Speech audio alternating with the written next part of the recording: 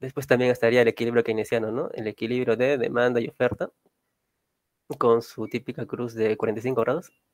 Y también el multiplicador. El multiplicador, voy a explicarlo tanto de forma matemática, se podría decir, gráfica y también lógica. Después la paradoja de la frugalidad es un caso particular del modelo. Después ya lo veremos. Después la derivación de la IS, solamente de la IS, de las tres formas, lógica, gráfica, algebraica. El multiplicador monetario está. Y de hecho, esta es la ecuación. Entonces, es que tal vez ya algunos ya se les hizo conocido. Después, ¿cómo es que se desarrolla el mercado de dinero, ¿no? Para Keynes, mediante la teoría de la preferencia por liquidez. De ahí se deriva también la LM. También la haremos por el método gráfico, lógico, algebraico. Bueno, algebraico, de hecho, creo que voy a ignorar un poco, porque es un poco tedioso. No importa. Después estaríamos el equilibrio general o el equilibrio de los tres mercados, tanto el mercado de bienes, de dinero, y conjuntamente con el cuadrante de la ISLM. Después vamos a derivar la demanda agregada. De hecho, es sencillo, simplemente estabular el valor de precios. Claro, así se deriva, pero después también vamos tal vez a hacer algunos desplazamientos, ¿no? O sea, cómo es que varía la demanda agregada perdón, cómo es que se desplaza. Después también estaría trampa de liquidez. También es una particularidad del modelo.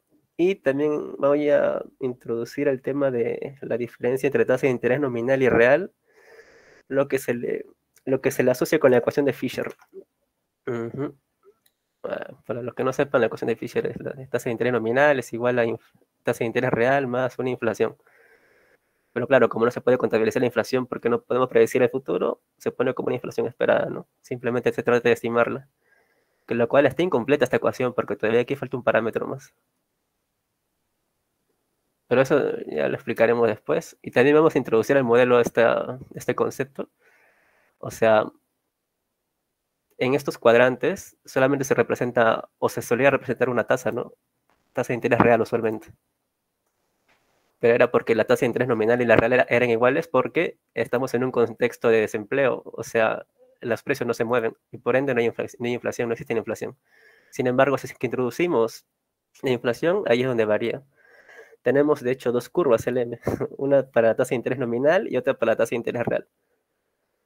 Después también el dilema de Poole, un dilema de política monetaria, que para mí, de hecho, esto es como los cimientos para después generar la curva de la RM, o lo que se denomina la regla de Taylor, y también introducir el efecto Pigou. El efecto Pigou también es un caso particular, no un caso particular, no, sino que es una extensión, esto más bien, donde la parte de la función típica de consumo que dependía del ingreso disponible se pone como en función de riqueza financiera, lo que vendría a ser masa monetaria, bonos, deflactado por los precios, o sea, riqueza financiera en términos reales. Bueno, al menos los que llevaron con el tal estudio lo saben ya, o sea, básicamente las identidades, ¿no? Las identidades ecuacionales. O sea, por ejemplo, cómo es que se relaciona o cómo es que se llega a concluir el ingreso disponible. Por cierto, si es que alguien tiene preguntas, simplemente hable nomás. O si es que no tiene micrófono, pucha. ¿Qué otra persona León es bueno? Sí, o sea, sí, porque hace muchos temas, de hecho. Comparado con otros profesores, sí enseña varios temas. Hay otros profesores que se ponen a, a divagar en muchos aspectos, no llegan a completar el temario. León en ese aspecto sí lo hace, pero también es un poco riguroso. O sea, a León sí no se le escapa nada. A León ni siquiera le puedes florear, porque León sí sabe, o sea, no sabe, sí sabe teoría, sí, solamente que no lo llega a expresar muy bien, pero si le preguntas normales sí te responde. Pero lo que él más sabe principalmente es cómo se arman los cuadrantes y cómo se deriva, por ejemplo, una pendiente, cómo se llega al multiplicador. Y precisamente eso es lo que te pregunta, o sea, explicar algo, por ejemplo, alguna variación de alguna propensión, la propensión marginal a consumir, en los tres métodos, gráfico, lógico, algebraico. Y él, de hecho, sí domina todo eso, porque ahí sí no puedes teorizarle, no puedes como florearle. simplemente es como la matemática. Si es que una suma está mal en todo el mundo. No es como que puedas decir, no, o explicarle algo. Simplemente León sí llega a ver un error y ya es definitivo ya. Pero sí, o sea, sí es bueno. Si es que corres el riesgo de tal vez jalarlo, o sea, la verdad es que sí hay ese riesgo. Pero bueno, algunos lo prefieren, ¿no? Algunos toman ese riesgo para poder aprender. Ya es cosa de cada alumno. Mm, ya bueno, cualquier cosa, alguien quiere preguntar, o sea, no sé, Estefanía me responde, etcétera. Camacho, creo que vi su PPT sí es piola, pero creo que escuché de que no enseña bien, o sea, no tan solo manda a leer. No llegué con Camacho, por eso pues, ni en Macro 1 ni en Macro 2, así que no sé por eso.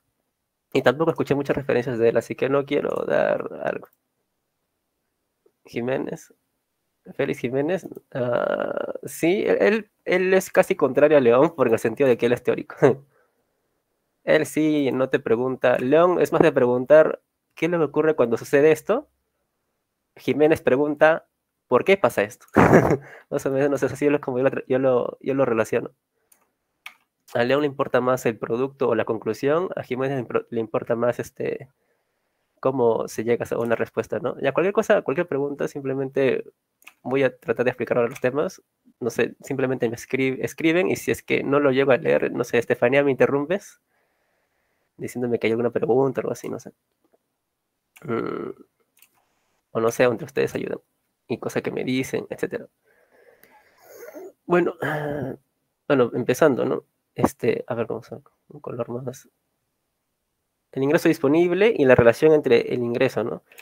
Usualmente cuando se trata de este tema, o sea, tratamos de agregar todo lo que suma el ingreso y quitar todo lo que le resta, ¿no? En este caso, lo que le sumaría serían las transferencias, que vendría a ser como las remesas o lo que el gobierno da a las familias para poder salir de algún declive, ¿no? Lo que podría ser incluso hasta donaciones o proyectos sociales, transferencias. Bueno, después al final el gobierno tiene que también recaudar, ¿no? Es mediante dos formas, tasa impositiva, no, perdón, estos impuestos autónomos, es decir, no depende del ingreso, y esto sí es la tasa impositiva, lo que depende de la producción en general, es por eso que está multiplicándose. Ya. Ahora, después de introducir esta definición de ingreso disponible, lo que se usa en la función de consumo es eso, el consumo que depende del ingreso disponible de una forma directa con respecto a la proporción marginal a consumir. Lo que significaría, por ejemplo, de que por cada unidad de ingreso disponible, cuánto se destina al consumo. Incluso lo podemos expresar matemáticamente como esto. Sin embargo, no se le deriva con respecto al ingreso disponible, sino que se le deriva con respecto al ingreso. Así que vamos a desagregar esta ecuación, ¿no? Esta ecuación es esta, entonces, y por definición, simplemente todo esto lo introducimos aquí.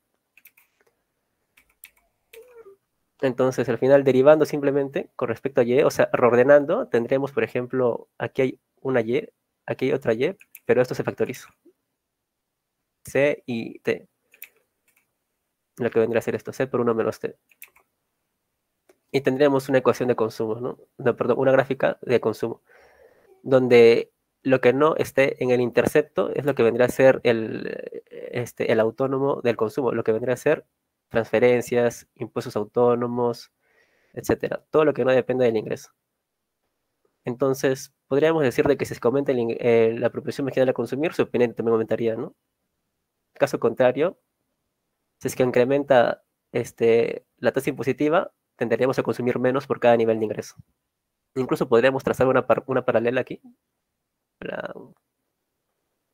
Este es el punto de equilibrio inicial y esto es a medida de que aumenta la proporción marginal a consumir. Evidentemente, esto nos da un nivel de consumo superior. Caso contrario, cuando aumenta la tasa impositiva, consumimos menos. Después, el ingreso disponible se destina a dos formas de gastar, tanto en consumir como en ahorrar. Bueno, el ahorro no es como un gasto, ¿no? Pero es como forma de destinar el dinero. Entonces, el ingreso es como de donde se genera, incluso eso se podría relacionar con contabilidad financiera, donde se genera y sus usos. se pone como SAP en el sentido de que es ahorro privado nada más. No es por ejemplo, también existe otro ahorro que es el ahorro del gobierno, que es SG. En este caso tan solo es ahorro privado. Bueno, y después despejando simplemente tendremos lo siguiente, pues, ¿no? Ahorro privado es igual a el ingreso disponible menos el consumo. Pero ya te habíamos definido la ecuación de consumo. Ay, me están llamando un ratito. Ahorita vuelvo. Un minuto.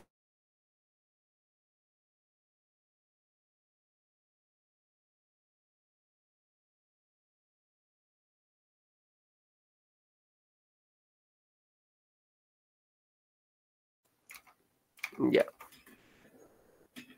Bueno, simplemente, o sea, integrando esta ecuación de consumo, o sea, lo que tendremos aquí la ecuación 2, ir poniéndola en la función de ahorro, ir ordenándola, tendremos los siguientes componentes, ¿no?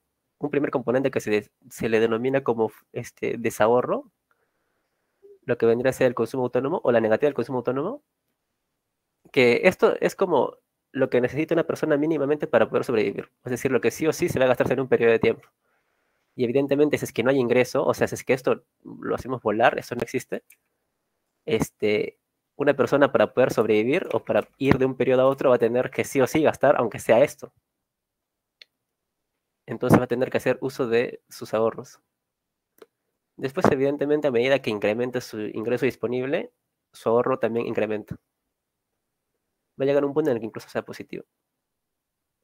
Ya, ahora para introducir el bono con sol, ¿no? No, para introducir la tasa de interés se hace uso frecuentemente del bono con sol, porque al menos usando matemática financiera, incluso también lo que vendría a ser sumas de series geométricas, cuando A es menor a 1. Al final tenemos una conclusión de que llega a converger. Es decir, toda esta ecuación larga se llega a convertir en esto. El bono con sol es un bono perpetuo. O sea, es como lo que se denominaría de que en cada periodo de tiempo, imaginemos que ese es un periodo 1, un periodo 2 y un periodo 3, cada periodo de tiempo, el propietario o el que emitió el bono llega a dar un cupón. CUSC, valor del cupón. Y PB es como lo que se trata de cuantificar o valorizar el precio del bono. PB es precio del bono. Y R sería lo que vendría a ser su tasa de interés. Entonces, bueno, al menos estos son conceptos ya financieros, que es lo que vendría a ser la tasa de descuento. O sea, para poder cuantificar un activo financiero, lo que se trata de hacer es de que en toda su vida útil que genera los cupones o en toda su vida útil que genera los rendimientos, se trata de defractar con respecto a la tasa de interés. Cuestión que la sumatoria tiene que darme precisamente lo que quiero hallar. ¿Cuánto vale? ¿Cuánto es su precio? Bueno, usando matemáticas simplemente se puede concluir de que toda esa sumatoria es esto. Y lo interesante de esto es la relación que tiene. Tasa de interés, precio de bono, una relación inversa, pero tiene una relación directa con respecto al valor del cupón. O valor que, a ver, poniendo en términos más numéricos, supongamos de que hay un bono que cuesta 100 soles, ese es el precio del bono en el mercado, y me da en un periodo 10 soles. Ese sería su valor de cupón. Su tasa de interés sería simplemente del 10%. Y evidentemente, a medida que o por cupón me dé más, o sea, el valor del cupón aumente, es decir, que para un siguiente año, por ejemplo, me dé en vez de 10, me dé 20, sí, eso quiere decir que evidentemente su rentabilidad del bono está aumentando. Caso contrario, de que si es que el precio del bono disminuye ahora, imaginemos de que lo que estaba a 100 ahora pasa a ser 50, eso quiere decir de que también su tasa de interés está aumentando. Es decir, sea que incremente el valor del cupón, aumenta la tasa de interés, o sea de que disminuye el valor del precio del bono, también va a aumentar su tasa de interés o su tasa de rentabilidad. Ya, ahora cuando nos referimos a tasa de interés, nos estamos refiriendo al activo financiero, pero simplemente en términos del bono, porque también tasa de interés, al menos financieramente, se le puede denominar también, o tasa de rentabilidad se le puede denominar también a proyectos de inversión.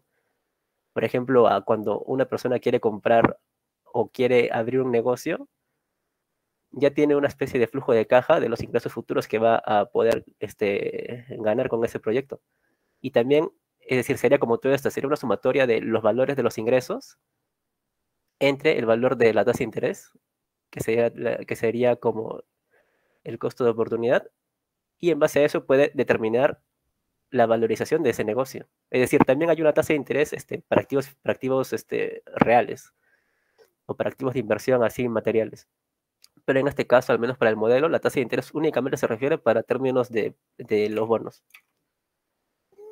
Ya, entonces, bueno, si es que esa tasa de interés se refiere a más o menos a la rentabilidad del bono, entonces se podría concluir lo siguiente, bueno, de que si es que la tasa de interés o lo que me rinden los bonos es superior a lo que me rinde invertir en un activo material, lo que vendría a ser el gasto de inversión, entonces voy a tratar de invertir menos en inversión. Evidentemente, es hasta lógico. Es lo que vendría a ser su costo de oportunidad. Es por eso que al menos se lo linealiza y se le coloca simplemente como una menos BR, que lo que vendría a ser el parámetro, ¿no? Aquí está la tasa de interés. Entonces, mientras más aumente la tasa de interés, o mientras más aumenta la rentabilidad de los bonos, voy a querer gastar más en bonos y menos en inversión. Bueno, y de ahí se deriva una relación entre la tasa de interés y la inversión, ¿no? Incluso también derivando, que esto es también lo que hace más o menos León, simplemente hace una derivada implícita, o sea, deriva todo, y como esto es autónomo, o sea, no varía, es como su derivada de cero. Aquí ahí habría como un cero. Diferencial de ahí, porque eso es la endógena que estamos variando, y también R. Pero aquí como es R nada más, o sea, es 1, sería como derivada de 1, pues simplemente sería esto nada más.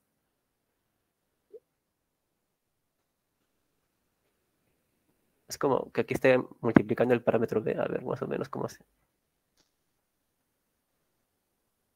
Esto es la D y la X es la R. Derivando, se tendría 3 diferencial de X. Solamente que al menos en matemática de frente lo ponen aquí, ¿no? Diferencial de X. Que es lo que vendría a ser su derivada, pero en realidad también se podría descomponer así. Que es lo mismo.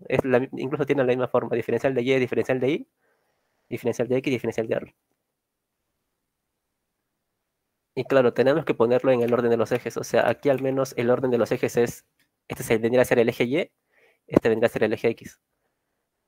Entonces, evidentemente es diferencial de Y con respecto a X, lo que vendría a ser diferencial de tasa de interés con respecto a Y. Y tendría que ser esta al final su pendiente. Podríamos hacerla variar. Por ejemplo, de qué es lo que ocurriría si es que la B, o sea, la sensibilidad de la inversión con respecto a la tasa de interés tiende a infinito, ¿no? Bueno, si es que esto tiene infinito, al final el denominador o la B está en el denominador, lo que haría de que esto tienda a cero. Es decir, un número que está dividiéndose entre algo mucho más grande va a ser el que al final simplemente desaparezca. O sea, sé de que lo volverá más plana en ese sentido. Lo cual es lógico, bueno. Si es que la tasa, no, perdón, si es que la B aumenta, si es que la sensibilidad de invertir con respecto a la tasa de interés aumenta, entonces cualquier variación de la tasa de interés, por pequeña que sea, va a tener un gran impacto. Caso contrario, si es que esto tiende a cero, o sea, la B tiende a cero, esto va a tender a infinito. Bueno, a menos infinito, porque aquí hay un negativo. Lo que vendría a ser de qué, va a ser de que sea empinada. Es como que de lo que estaba así inclinada, va a ser aún más empinada. Incluso podría ser, poniéndolo así, en ese sentido, una vertical. Lo que significaría de que incrementos de la tasa de interés, por ejemplo, incrementa aquí, la inversión va a ser la misma. Disminuye la tasa de interés y no le importa la inversión, va a ser la misma, que es precisamente la inversión autónoma. Bueno, ya, y simplemente el gasto de gobierno se va a tomar como exógeno, o sea, no se le va a hacer depender de nada, aunque hay algunos textos de que, por ejemplo, toman el gasto de gobierno como, o la denotan como para que sea un instrumento también fiscal. Por ejemplo, el término de procíclico y contracíclico. O sea, uh, en los ciclos económicos, por ejemplo, imaginemos que este es la tasa de crecimiento natural o normal. Y estos ciclos en realidad pueden tener unas dimensiones superiores e inferiores, ¿no? Si es que imaginemos de que en realidad el gobierno tiene una perspectiva procíclica de la producción, o sea, quiere que la producción varíe mucho más dependiendo de los ciclos. O sea, se tendría que variar así, más que proporcionalmente. Lo cual generaría en realidad, bueno, claro, todo depende de en qué situación o cuál sería el propósito de hacer esta política, Esta política podría servir, por ejemplo, si que estamos tratando de salir de una recesión, o sea, donde sí necesitamos un impulso para poder crecer. Sin embargo, si es que ya de por sí estamos creciendo durante periodos prolongados, lo que va a generar este ciclo va a ser de que al final la caída de la producción sea superior. O sea, en el auge estamos normal, pero después cuando en la recesión vamos a estar con unas brechas inflacionarias terribles y al final no va a ser del todo conveniente esa política procíclica. Más bien, o al menos lo usual es de que se llegue a una política contracíclica en esos casos. O sea, de las brechas, lo que se trata es de disminuirlas, o sea, hacerlas más cercanas a la línea, ¿no? En el sentido de que sean más planas. Pero al menos en este caso simplemente lo consideremos así, como que es exógena, no tiene ninguna finalidad, simplemente es exógena. Bueno, y simplemente, al menos descomponiendo, la demanda agregada sería todo esto. Después he atrapado los componentes autónomos en este parámetro, donde aquí estaría el consumo autónomo, estaría las transferencias, esto, la inversión autónoma, el gasto de gobierno autónomo, todo eso está atrapado aquí. Y aquí estaría lo que depende del ingreso y también la tasa de interés. Ya, y al menos el equilibrio keynesiano se da cuando la demanda o cuando la producción en realidad va seguida de la demanda, ¿no? Entonces, el equilibrio, al menos gráficamente, se traza como por auxiliar esta, esta pendiente de 45 grados. Cuestión de que al final todas las distancias de este punto a este punto, esta distancia es la misma. Lo que vendría a ser la demanda es igual a la producción en todos los puntos. Y al final se descompone la demanda, ¿no? O se grafica la demanda que diga esta demanda. Donde su pendiente depende de esto.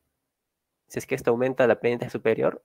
Si incrementa la proporción general a consumir, es superior a esto, etcétera. Y también si es que disminuye o aumenta un autónomo, también va a disminuir esto. O aumentar esto. Aumenta o disminuye. Ya, su pendiente está aquí, ¿no? Después, el multiplicador, ¿no? O básicamente, cómo se genera la producción en este modelo. O cómo se generan los procesos de producción, de sobreproducción incluso. Bueno, a ver. Mm, a ver, en primera instancia, ya como lo vimos en el modelo, podemos variar a un autónomo. Entonces vamos a variar la inversión, pues. Lo que vendría a ser esto. Vamos a hacer de que este margen, esta variación, sea en base a la inversión. Entonces, ¿qué es lo que tendríamos? En primera instancia, es esto.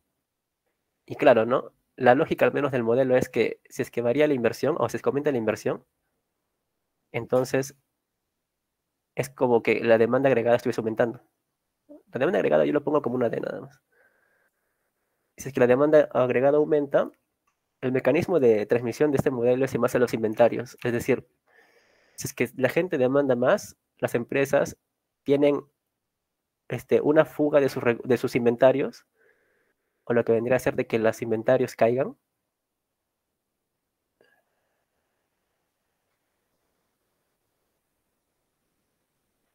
A ver, básicamente los inventarios son como lo que el stock de bienes que han producido, pero hay como un extra más en caso de excesos de demanda o en casos de que no se llegue a vender mucho también. Entonces, si es que hay más gente demandando, obviamente no es como que simplemente las empresas produzcan ya para un sector planificado ya, sino que van a producir un poco más en caso de que se presenten estos casos, ¿no? De un exceso de demanda.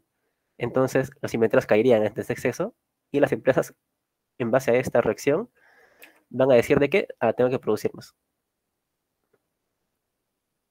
La producción aumenta. Ya, este es el primer efecto. Es decir, este efecto de la inversión es esto, lo que se presenta aquí. Y este efecto es esto. Pero aún no termina. Es lo que vendría a ser esto. Y esta es la variación de Y. O sea, hasta aquí. Ya, aún no termina. ¿Por qué? Porque este incremento del ingreso estimula el ingreso disponible. Y el ingreso disponible, como lo habíamos visto ya, se destina a dos cosas, a consumir y a ahorrar. Bueno, y también a pagar impuestos, ¿no? También a pagar impuestos. Entonces, Y después hay un proceso todavía que se genera aparte de esto para seguir produciendo, que es en base al consumo. El consumo también es otro componente de la demanda, lo que estaba aquí. Entonces, este consumo todavía genera más demanda y esto genera más producción y estaríamos en este caso, es decir, esta variación, esta pequeñita variación es en base al consumo y después su continuo aumento de la producción es esto. Y después todavía sigue generándose aún más consumo. Entonces, es como una especie de círculo virtuoso donde incrementa producción, incrementa consumo, y ese incremento del consumo incrementa otra vez la producción, después se continúa incrementando el consumo, etc. Claro, al final también se destina, o también hay ingresos, perdón, que se destinan al ahorro, y también hay mayor recaudación, pero esto en realidad no genera más incremento de la producción, solamente lo único que genera incremento de producción es el consumo. Eso es por el lado gráfico. Es incluso lo representan a veces como una escalerita, es decir, una escalerita, plin, plin, después continúa aumentando, incremento de demanda, incremento de producción, incremento de demanda, incremento de producción, así, hasta que llega a un punto convergente. Lo mismo sucedería si que cae, ¿no? Cae inversión, también cae inversión, cae producción. Si es que disminuye producción, disminuye ingreso disponible, se consume menos, si es que se consume menos, entonces se produce menos, y etcétera. Así. Lo que vendría a ser así, ¿no? Esto sí ya en la forma matemática, donde la primera variación de la producción es en base a la inversión. Después, la siguiente variación en el periodo 2 sería en base a la propensión marginal a consumir. Es decir, de esta producción que se generó, va a haber una fracción que está entre 0 y 1 que se va a destinar otra vez al consumo y ese consumo estimulará otra vez la producción. Y en el tercer periodo también va a suceder lo mismo, solamente que de esto. Es decir, va a haber otra fracción que se multiplica esto, lo que lo elevaría al cuadrado, haciendo de que se multiplique también la producción otra vez. Y así ¿no? hasta un enésimo momento. Bueno, esto por sumatorio también se puede llegar a la misma conclusión. Por cierto, aquí no consideré la tasa impositiva, solamente la, la propensión marginal a consumir, para hacerlo más simple. Y también bueno, al menos también se puede llegar al mismo resultado, por ejemplo, si escaseamos la igualdad, ¿no? Si escaseamos la igualdad de que producción es igual a demanda, etcétera. Donde al final esto al menos iría al otro lado, multiplicándose. O sea, iría para factorizarse, que diga, aquí hay un 1 menos todo esto y así, quedaría aquí. Y evidentemente, como esto es menor a 1, al final hace de que todo esto, o lo que se denomina esto como el multiplicador sea mayor a 1. Un multiplicador multiplicándose por el gasto, ¿no? Mayor a 1. Sí o sí es mayor a 1, de hecho. Después, un poco de también de ecuaciones o identidades llega a esta conclusión. Esto tal vez incluso sí lo habrán visto, de que el ahorro sí tiene que ser igual a la inversión. Lo que vendría a ser, este es como del flujo de lo que se va a destinar a la inversión, ¿no? O si no, no hay otra forma de financiar la inversión en base a ahorros, en realidad. Y se puede explicarse mediante las identidades. O sea, ya teníamos esto, ¿no? La identidad de la producción, en una economía cerrada, claro está, consumo, inversión y gasto de gobierno, pero también se puede desprender, por ejemplo, esta identidad mediante algunos artificios. Si es que la inversión lo pasamos al otro lado, no, perdón, si es que el gasto de gobierno lo pasamos al otro lado, y junto con el consumo, nos queda esto. Después de ahí simplemente hacemos un quitapón, o sea, quitar impuestos y aumentar impuestos. Al final no hemos alterado la ecuación en nada. Después, esto, como habíamos dicho, es el ingreso disponible. El ingreso menos los impuestos, ingreso disponible. Y el ingreso disponible, si es que le quitamos el consumo, es el ahorro privado. Después, la recaudación impositiva menos el gasto de gobierno lo que se podría denominar superávit fiscal, o también lo que se denomina ahorro público. Y en general tenemos estos dos ahorros: ahorro público y ahorro privado. Y lo que tiene que ser buena inversión. Y sumando esto es el ahorro en general, ¿no? Si es que estuviésemos en economía abierta, también habría otro efecto aquí, otra identidad, que serían las brechas externas, y también habría un ahorro externo. Pero en este caso estamos en economía cerrada, ¿no? Así que solamente se queda en esta identidad. Bueno, la paradoja de la frugalidad parte del sentido de que si es que queremos ahorrar más, al final, al menos en este modelo no se puede. Por ejemplo, ¿no? Si es que queremos, una forma de ahorrar más es en base a disminuir consumo. Disminuye el consumo autónomo. Esto, en primera instancia, tiene que aumenta el ahorro privado. Si es que disminuye el consumo autónomo, aumenta el ahorro privado, está bien. Pero esto hace de que la demanda caiga. La demanda cae, la producción también va a caer. Si es que la producción cae, el ingreso disponible también cae y por ende también el ingreso, no, perdón, el ahorro vía ingreso disponible también cae. O sea, por un lado tengo que aumenta el ahorro y por otro lado tengo que está cayendo el ahorro. Por un lado tengo de que aumente el ahorro porque estoy tratando de consumir menos, pero por otro lado, esta necesidad de consumir menos ha hecho de que se produzca menos en toda la economía y por ende mi ingreso disminuya. Entonces, al final, en términos netos, mi ahorro se mantuvo constante. Es decir, buscar ahorrar más en este modelo en realidad es, se podría decir, es imposible. Es claro, siempre y cuando la inversión sea constante. ¿Por qué? Porque de hecho se mantuvo esta identidad. Ahorro es igual a inversión. ¿Por qué? Porque aquí aún no introducimos la inversión endógena, sino que simplemente introducimos una inversión autónoma, o sea, no depende del ingreso ni de nada, es constante. Entonces, que la inversión se mantiene constante, el ahorro también tiene que mantenerse constante. Se grafica también mediante este sentido, ¿no? Esta es la variación del consumo, o sea, este es el punto A y este es el punto B. Disminuye el consumo, entonces la producción también cae. Este es el cuadrante de la ahorro e inversión.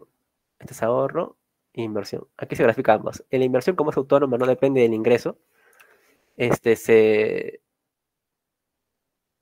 simplemente es como una recta nada más. El ahorro en realidad tampoco está variando.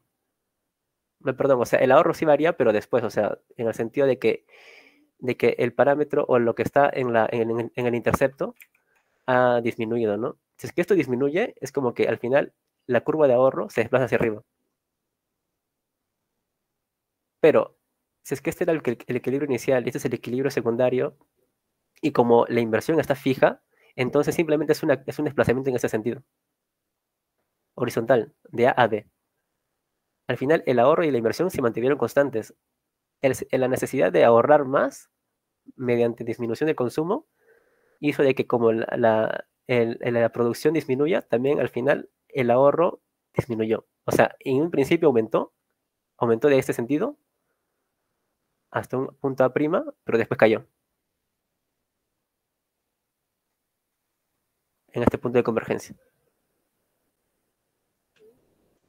Ya, después la derivación de la curva IS. Bueno, ya ahora sí introduciendo la tasa de interés en la inversión, o sea, lo que vendría a ser esto, hacia esta ecuación, se podría desprender lo siguiente, ¿no? Vamos a simular la variación de la tasa de interés. Vamos a suponer de que cae.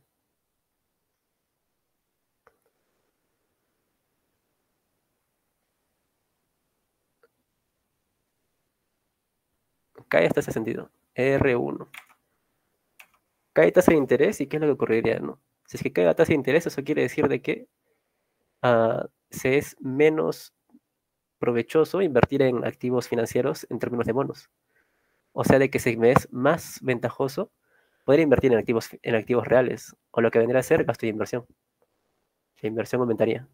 Inversión aumenta, demanda también aumenta, disminuyen inventarios y la producción aumenta. Esta relación es la siguiente. Cae tasa de interés y aumenta producción. O sea, tasa de interés cae y la producción de lo que estaba en este punto pasa a este punto, por poner un ejemplo. Y al final se tiene una pendiente negativa, ¿no?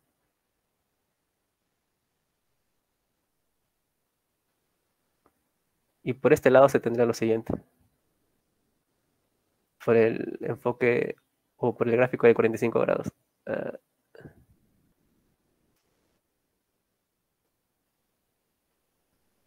esto es con R0. Vamos a, para facilitar todo esto, vamos a poner así mejor. R0.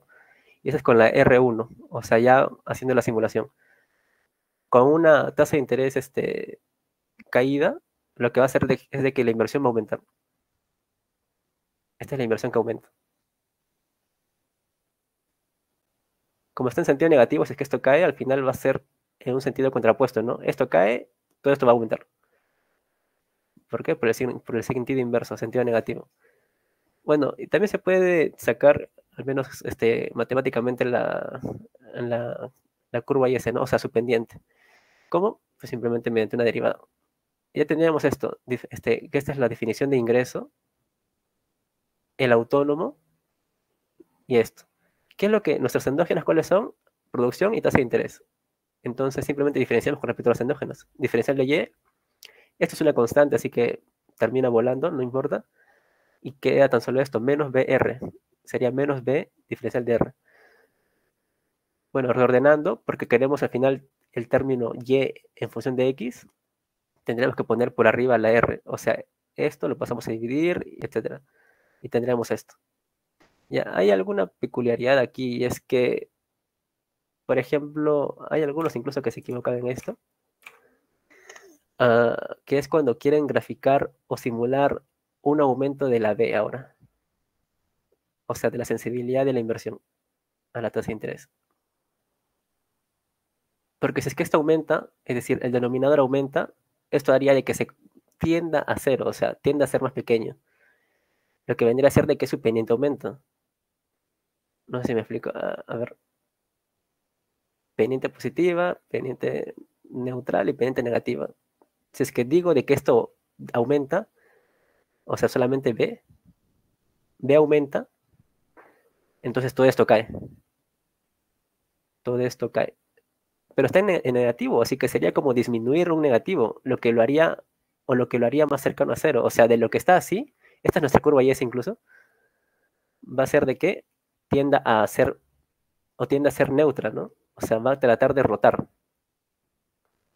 Sin embargo, usualmente, al menos incluso por sentido común, muchos hacen lo siguiente, ¿no? O sea, ya aumenta la B, aumenta sensibilidad a invertir, entonces tiene que rotar en este sentido, tal vez, ¿no? Tiene que rotar así.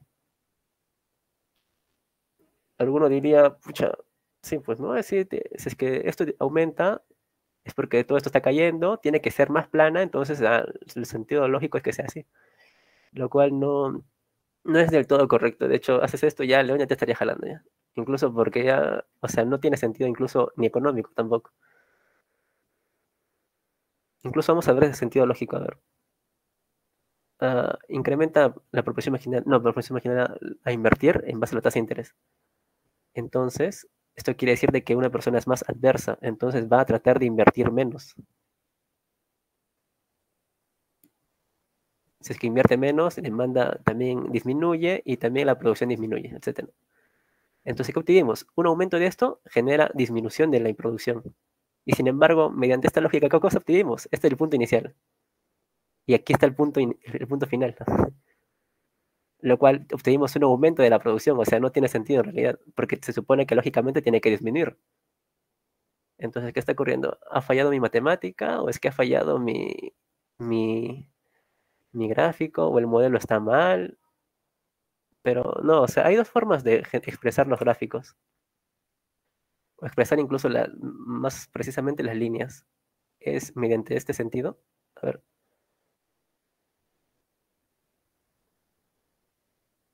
todo esto es como tu recta presupuestaria, ¿no? Ya, hay dos formas de girarla. Así, que sería aumentar la pendiente, lo cual está bien, pero hay otra forma que es así. Desde este punto, así. Se podría decir que estamos como, si es que lo miramos de derecha a izquierda, es como tratar de disminuir la pendiente, ¿no? Pero en realidad no, estamos aumentándola. Es decir, esta pendiente es más negativa y esta pendiente es más positiva. De hecho, trata de incluso ser horizontal, si es que se dan cuenta. Ya en el caso extremo sería así, bueno, lo cual sería plano, pendiente igual a cero. Y precisamente, al menos en el caso de la IS, lo que se trata de hacer es eso. Si es que aumenta, o sea, si es que aumenta la B, en realidad tendría que girar en este sentido. Lo cual respeta precisamente la lógica económica porque disminuyó la producción, o sea, de este punto inicial pasó a este punto, bueno, un punto que ni siquiera está, disminuyó la producción y también respeta el sentido matemático. ¿Por qué? Porque su pendiente está disminuyendo. Es una pendiente más positiva, de hecho.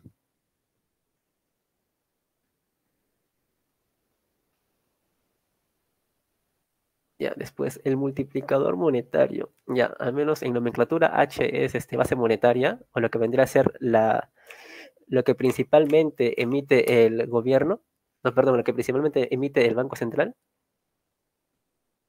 Y la M sería como lo que se produce en el sector financiero ya en base a sobredepósitos.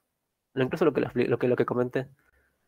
Al final, lo que hace de que el multiplicador monetario exista es esto, es la rigurosidad del depósito.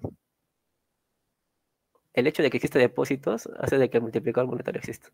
Ya, este es el dinero de alto poder, o lo que crea en realidad el Banco Central. Circulantes, y hay una fracción de que se queda como tasa de encaje. El circulante es lo que tenemos incluso, o sea, el dinero físico de por sí. Ambos son dineros físicos, pero el circulante es lo que está circulando entre los agentes económicos. La tasa de encaje es lo que por precaución los bancos comerciales tienen que tener, sí o sí. O sea, hay dos tipos de tasa de encaje. Uno de tasa de encaje legal, otro de tasa de encaje voluntaria, o ya dependiendo de cada banco comercial. Entonces, sí o sí, por ley creo que es, no sé, creo que es el 5%, 10%, no me acuerdo. La cuestión es de que de todos los depósitos que le ingresen a un banco comercial, tiene que sí o sí mantener en sus reservas o en su bóveda o como depósito en el Banco Central una fracción. En caso de una corrida bancaria, poder solventar los retiros, ¿no? Y ya, ahora, después está la emisión de dinero o todo el dinero que hay en la economía en general, incluyendo también la base monetaria. Si es que incluimos todo, en realidad simplemente sería lo que tienen los agentes en la economía. El circulante también se repite, pero también estarían los depósitos, que sería lo que vendría a ser este nuevo dinero en base a préstamos que otra persona ha hecho. Otra persona hace un préstamo y si es que yo también solicito el préstamo, yo tengo más dinero. Pero en realidad ese dinero no existió en realidad. Es como un dinero virtual o ficticio, se podría decir. En realidad no se creó, sino que simplemente es porque se está trasladando dinero de un tiempo a otro. Es decir, se trata de trasladar dinero de un tiempo T0, supongamos, a T1. Y en ese traslado se genera esa brecha o esa alusión de que se está generando más dinero, cuando en realidad no es así, simplemente se está dando de una persona a otra. Bueno, al final, simplemente sacando el cociente se obtiene el multiplicador, ¿no? M lo que vendría a ser todo el dinero en total generado y H lo que vendría a ser la base. Esto te llega a ser mayor a 1. Bueno, dividiendo con respecto a los depósitos, o sea, de lo que vendría a ser depósitos, se llega a esto, lo que vendría a ser cocientes. Esto es la preferencia por circulante, o sea, esto, y esto vendría a ser la preferencia por tasa de encaje. Ya, y esto es lo que vendría a ser en realidad el multiplicador, ¿no? Cosa que, al menos lo que ven en el modelo LM, es esto, o sea, se representa esto, ¿no? M, se representa M, o M1 lo llaman. Y lo que significa es de que por cada incremento de la base monetaria, ya sea de que el Banco Central emite más para el circulante, va a haber un multiplicador. Que usualmente en realidad para los modelos se le simplifica con que sea uno nada más. Pero la cuestión es eso. Y las derivadas, o sea, alguno podría decir, ya está bien, incrementa la tasa de encaje. Esto es tasa de encaje, no es tasa de interés. Tasa de encaje incrementa y evidentemente claro de que va a disminuir el multiplicador. Y eso tiene lógica, ¿no? Porque si es que los bancos quieren guardar más o quieren ser más precavidos, van a tratar de prestar menos, van a tratar de resguardar más activos o más dinero en sus bóvedas, porque tal vez esperan una corrida bancaria superior. Entonces van a tratar de prestar menos. Entonces, claro, eso disminuiría el multiplicador, ¿no? Pero la cuestión está en esto. Aquí hay preferencia por circulante en el denominador y en el nominador. Entonces, si es que incrementa preferencia por circulante, aumenta o disminuye el multiplicador. Bueno, si es que tienen dudas, en realidad simplemente sería una derivada de esto con respecto al circulante, a la preferencia por circulante, y se podría despejar la duda, ¿no? En realidad también es negativa. Es negativa la derivada, o sea, de que aumente la preferencia por circulante y tiene que disminuir el multiplicador. Y la lógica también tiene su lógica. O sea, si es que la gente en realidad no quiere hacer tantos depósitos, sino que quiere tener más dinero en sus bolsillos, en su colchón, etcétera, entonces, ¿de dónde va a generar el sector financiero este multiplicador para poder hacer de que una base monetaria se expanda? Si es que la gente quiere tenerlo en dinero físico. No se puede. Ya. Después, la preferencia por liquidez está. Esto es básicamente para hacer la relación de la LM. Al menos mm, hay dos sentidos, ¿no? Oferta de saldos reales o oferta de riqueza, lo que vendría a ser riqueza en términos de dinero y en bonos. L significa dinero y B bonos.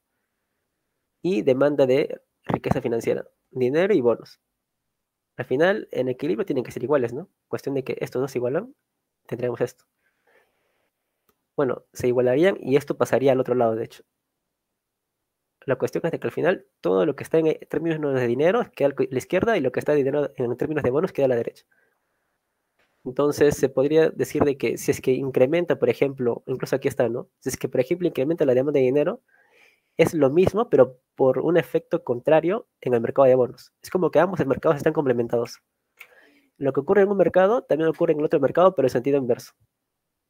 Es por eso que incluso por ley de Walras o el corolario de Walras se trata de ignorar el mercado de bonos, ¿no? Porque en realidad, si es que todos los mercados están en equilibrio, no importa ya el mercado de bonos, porque de por sí va a estar en equilibrio. Entonces solamente se representa el mercado de dinero. Entonces, incluso podemos graficarlo aquí, ¿no? Vamos a incluso desprender cómo es que se deriva la LM, simplemente, incluso con esta lógica, con la lógica del dinero o la preferencia por liquidez. Bueno, esta es la demanda de dinero, la ecuación, y evidentemente tiene, a ver, incluso aquí está, lo puse. Tiene dos sentidos, ¿no? Se demanda dinero en base de transacciones, y también por precaución, y otro en un sentido especulativo. Es que el dinero, como no genera rentabilidad, lo que se preferiría en realidad sería tener bonos, pero tampoco vamos a tenerlo todo en bonos, ¿no? Porque también necesitamos dinero para hacer transacciones. Entonces, hay una fracción que se queda como en base de dinero, en dinero físico, y otra que lo mandamos a invertir. Mientras más alto sea la tasa de interés, más nos costaría a nosotros tener dinero en activos físicos. No, perdón, dinero en términos físicos o en efectivo. Si es que, por ejemplo, porque es como su costo de oportunidad en realidad. Si es que incrementa la tasa de interés del bono, me prefiero tener bonos. Pero también necesito una parte para poder solventar mis transacciones financieras. Entonces necesito también un poco de dinero físico. Es por eso que de ahí el dilema. Bueno, y también es por eso que está en sentido negativo, ¿no? Derivada de L con respecto a R es menos H. Esto, sentido inverso. A incrementa la tasa de interés, voy a demandar menos dinero, etcétera. Y también la oferta de dinero ya se está. Simplemente se representa como un M entre P, o sea, dinero 1, M1 entre P. Es en términos reales. Ya, ahora la lógica de la LM, ¿no? A ver, vamos a poner este Y0 y R0. Supongamos de que incrementa producción. Incrementa producción incluso, ¿qué les ocurriría? Pues de que la producción se almacenaría una fracción en base a dinero. Es decir, vamos a tener más dinero para transacciones. Ay, la demanda de dinero aumenta. Si es que la demanda de dinero aumenta, ¿qué es lo que habíamos dicho aquí? Hay un exceso de demanda de dinero en este sentido. O sea, LD es mayor que LS. Supongámoslo así, ¿no? Y gráficamente sería lo que está ocurriendo aquí. Así.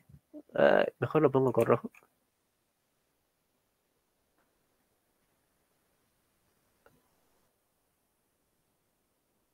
Estamos en este punto. Este era el punto A, el punto inicial, este es el punto A'. Es decir, hay un exceso de demanda de dinero porque la oferta de dinero está aquí.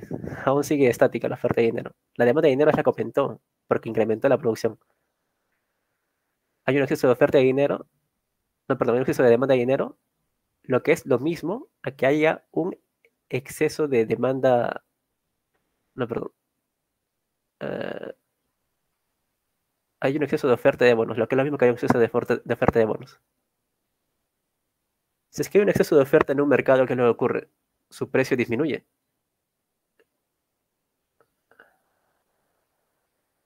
¿Y qué es lo que ocurría si es que el precio del bono disminuye en el mercado de los bonos? Pues sí que su rentabilidad aumentaría. Y si es que su rentabilidad aumenta, Entonces, la demanda de dinero tiene que disminuir. Cuestión de que al final, si llega aquí la demanda de dinero, tiene que encontrarse en equilibrio con la oferta de dinero. Es decir, lo que se tendría en este caso, del punto A pasa al punto A'. Hay un exceso de oferta no, hay un exceso de demanda de dinero. Después, por el mecanismo de vía bonos y del vía del precio de los bonos y tasa de interés, incrementa la tasa de interés, haciendo de que al final la demanda de dinero disminuya, encontrándose otra vez en equilibrio con la oferta de dinero. Es decir, se tiene una tasa de interés incrementada,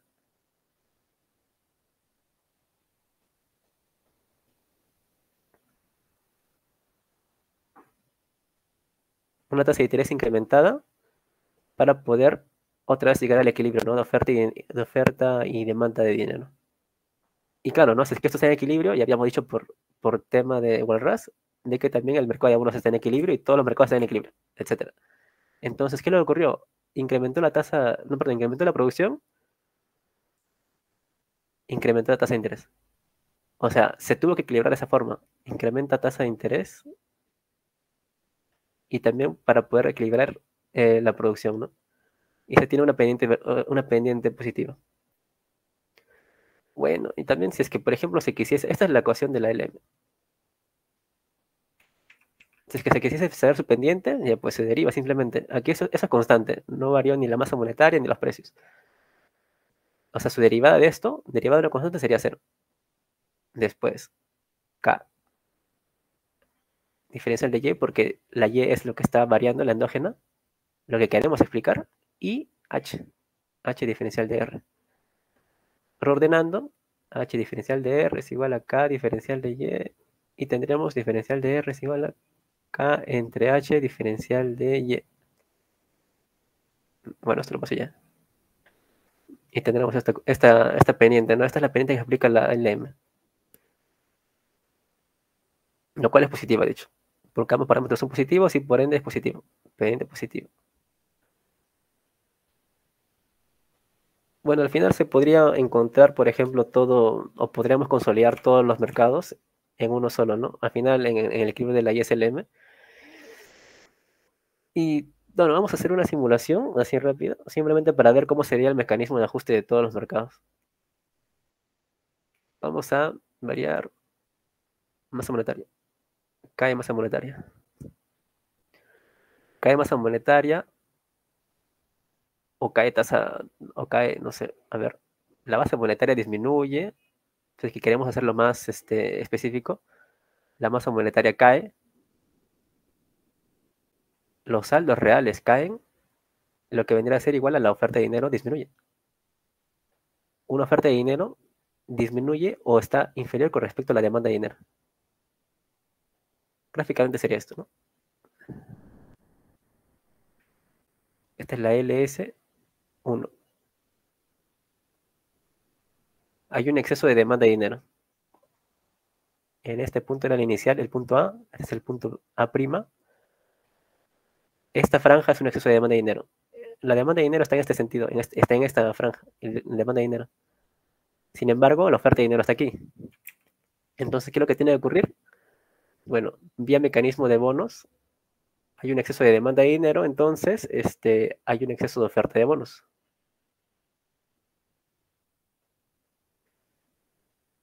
En un mercado, si es que el exceso de oferta está presente, el precio del bono va a bajar.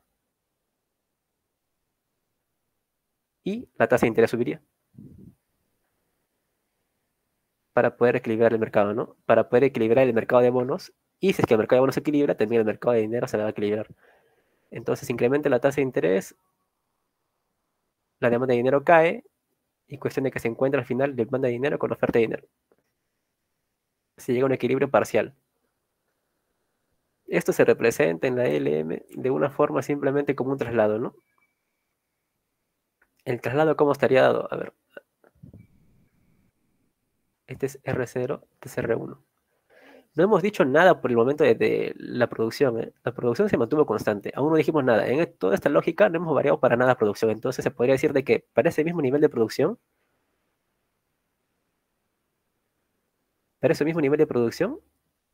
tiene que aumentar la tasa de interés hasta ese punto. O sea, de que tiene que haber una curva de que tiene que coincidir con este vector de puntos, esta tasa de interés aumentada, pero para ese mismo nivel de producción. Lo que vendría a ser este punto. Ese es el punto P.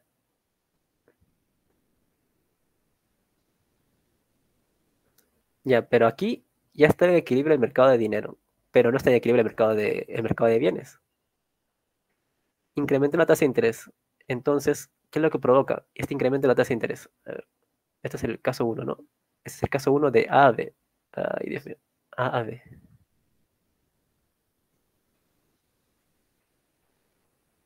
Se equilibró un mercado, pero falta equilibrar el otro. Ya. Tasa de interés aumenta. La inversión va a caer.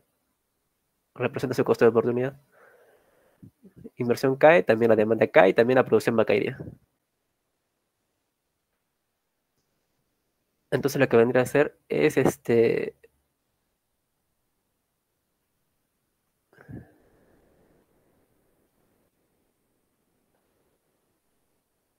punto A, el punto B y el punto C.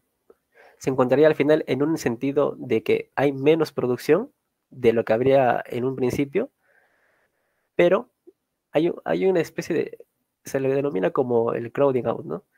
O sea, la tasa de interés en realidad aumenta, pero este hará de que el retroceso de la inversión va a ser de que se disminuye un poco la producción. Es decir, se incrementó tasa de interés, la tasa de interés hace de que la inversión caiga, disminuye un poco la producción. En realidad debería retroceder hasta aquí en ese sentido, porque esta tasa de interés, la Y dónde está aquí. O sea, debería retroceder, o de hecho sí retrocede hasta ese nivel de producción, pero después esta disminución de la producción provoca de que la tasa de interés disminuye un poco. ¿Por qué? Porque la disminución de la producción hará de que también la demanda de dinero disminuya. Pero para simplemente ya abreviarlo, lo ponemos como que el equilibrio final es aquí, con esta tasa de interés entre la tasa de interés inicial y final, no, y la tasa de interés inicial y secundaria, y después se tendría eso, ¿no? A ver, este es el equilibrio, o esta es la demanda de dinero 1, 5,0, la inicial, y esta es la demanda de dinero 1. En un principio se tenía la demanda de dinero para una producción de este enfoque, producción inicial, y después, como incrementó la tasa de interés, disminuyó la inversión. Esta disminución de la inversión hizo de que la producción disminuyera, y esta disminución de la producción va a hacer de que también la demanda de dinero caiga. Bueno, y esto ha sido toda la lógica que hicimos al principio, toda esta lógica, va a hacer de que la tasa de interés disminuya un poco, ¿no?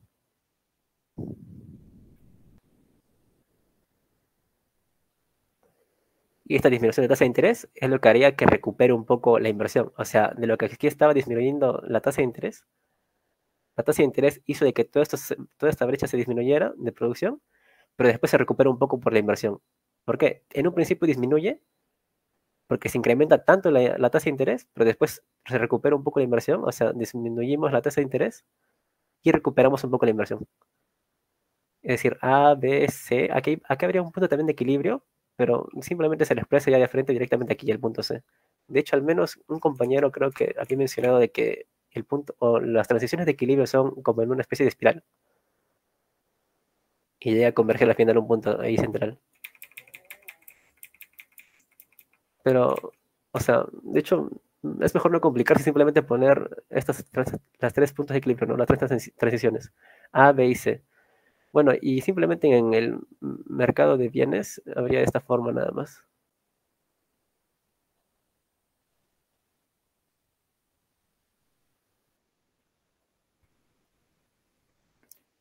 En términos netos, incrementó la tasa de interés. De R0 pasó a R1. En términos netos, incrementó la tasa de interés. Entonces, la inversión cae un poco.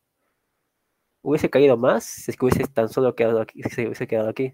Pero en realidad cayó, pero no tanto.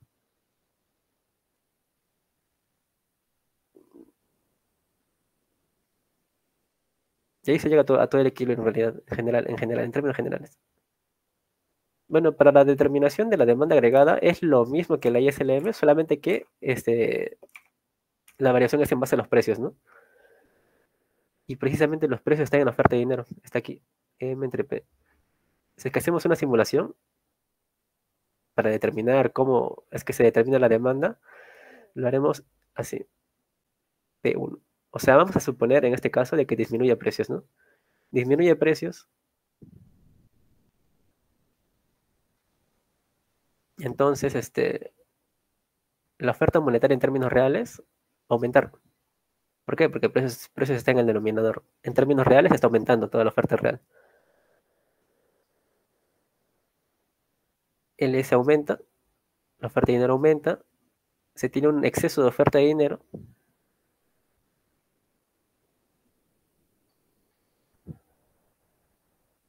El exceso de oferta de dinero provoca que la tasa de interés caiga.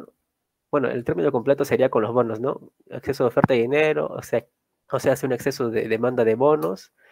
Como hay un exceso de demanda de bonos, el precio aumentaría, el precio del bono aumentaría, pero la tasa de interés y el precio del bono están en sentido inverso, por lo cual al final la tasa de interés caería.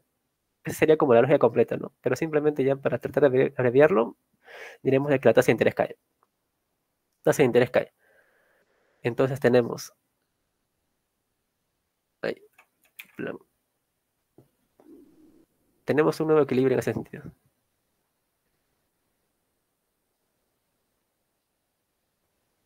Esta es la tasa de interés inicial, la tasa de interés secundaria, o la que luego de la simulación, y se tendría una LM hacia abajo. ¿Por qué? Porque no hemos dicho nada de producción aún.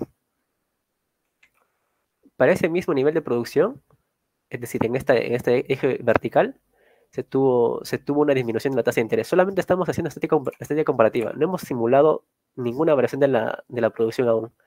La producción va a variar después. La tasa de interés recién está variando. Pero este mismo eje o mismo nivel de producción cae. Y después es donde se recupera. Es decir, después recién hay un exceso o hay un incremento de la producción. ¿Por qué? Porque disminuyó la tasa de interés. Disminuye la tasa de interés, ¿qué es lo que ocurre? La inversión aumentaría, la demanda aumentaría y esto haría que la producción aumente.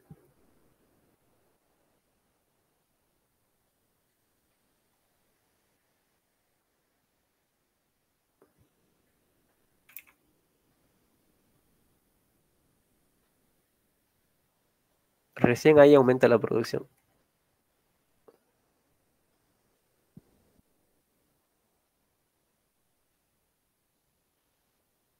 Es decir, se tiene una tasa de interés 2 y al final el equilibrio final sería en este punto, ¿no? Punto C.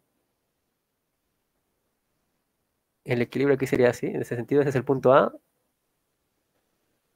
Se tiene un A' aquí, porque este es el exceso de oferta de dinero, lo que vendría a ser esto.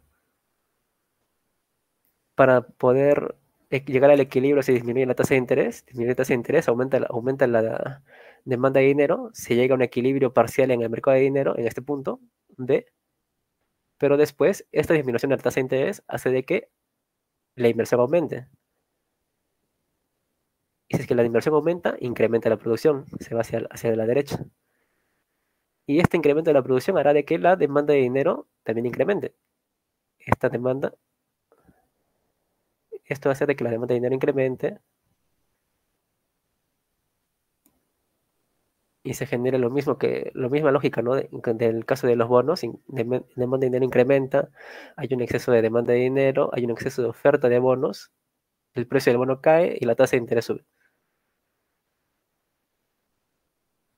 Y al final termina llegándose a esto, a este punto. Este sería el punto C. ¿Y qué se obtuvo al final? Disminuye precios, aumenta producción.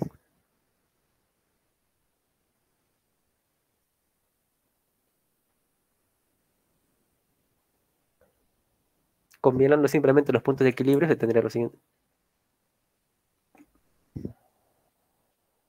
Esta sería tu curva de demanda agregada.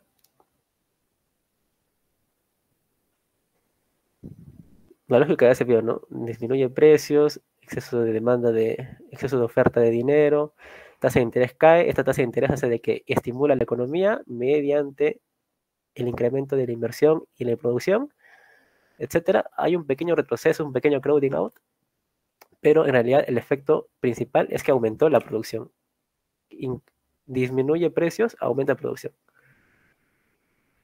Claro, ahora podemos simplemente, por ejemplo, hacer una variación, ¿no? Por ejemplo, aumenta algún componente de la IS, o sea, ya teniendo la demanda agregada, se comenta la IS, por ejemplo, lo que está aquí, se podría llegar a trasladarse toda la curva de la demanda. Por ejemplo, incrementemos el gasto de gobierno suponiendo, ya de por sí se sabe de que incrementando el gasto de gobierno va a aumentar la demanda, incrementa la producción, etcétera.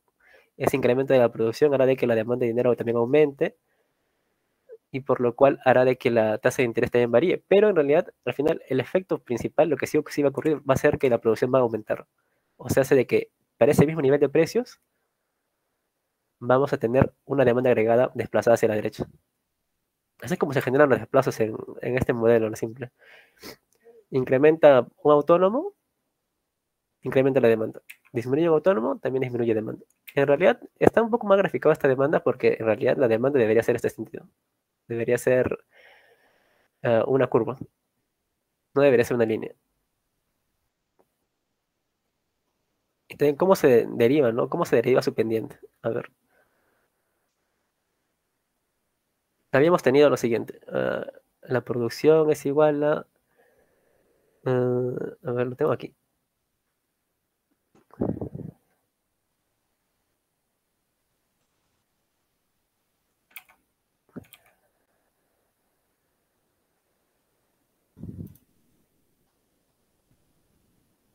Es simplemente combinando estas ecuaciones. No.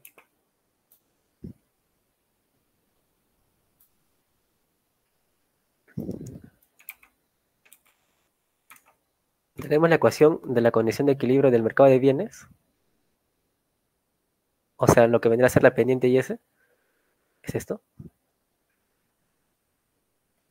Y esta es de la ecuación de equilibrio de la LM. Bueno, aquí está derivada, esta falta derivar, ¿no? Ya, las endógenas en este modelo eran tasa de interés, producción y precios. Así que tenemos que derivar con respecto a eso.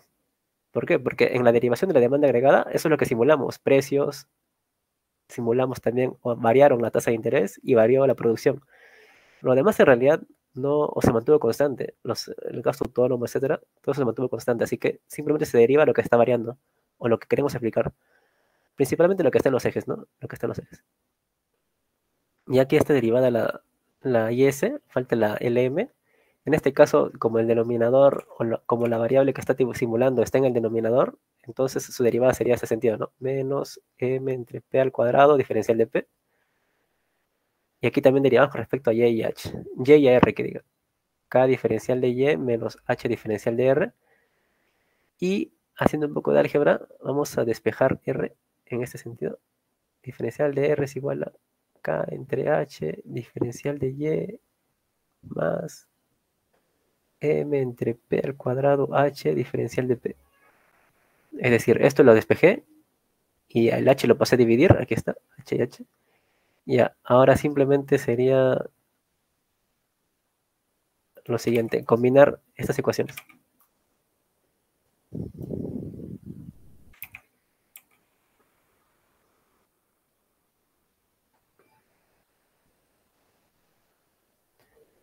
Es decir, esto lo introduje aquí. Esto es diferencial de R. Todo está multiplicándose.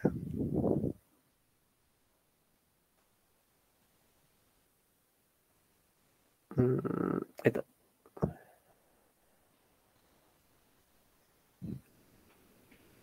La verdad es que no quiero hacer todo el cálculo, pero en realidad simplemente, al menos para el que lo quiera hacer, ya simplemente tenemos dos variables. Diferencial de y y diferencial de p. Simplemente esto se pasa a multiplicar, o sea, esto multiplica aquí y multiplica aquí.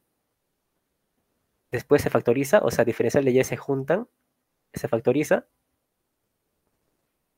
terminas tan solo con un parámetro aquí grandote, vamos a ponerle beta, y diferencial de P. Diferencial de P con este parámetro, ¿no? MP al cuadrado H se multiplica también con esto y tenemos otro parámetro aquí. Vamos a ponerle un teta.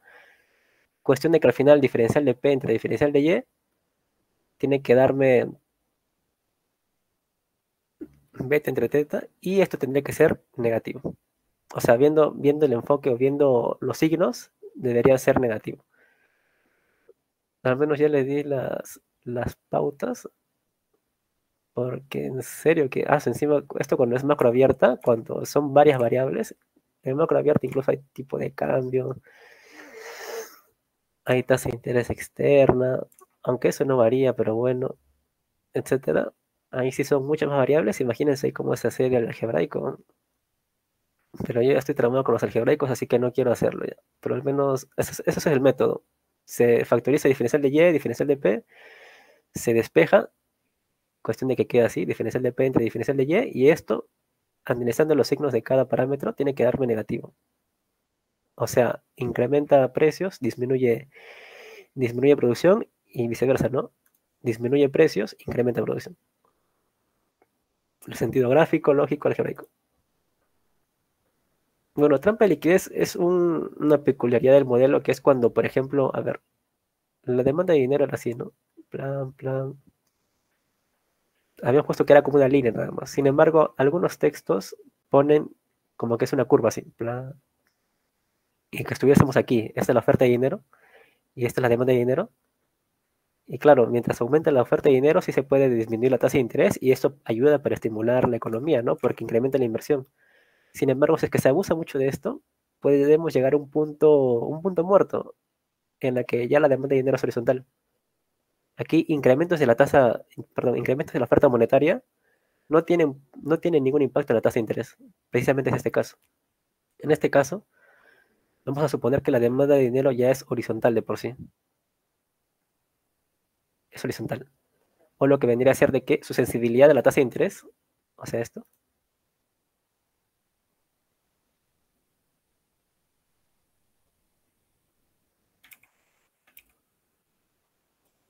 su sensibilidad a la tasa de interés es infinita.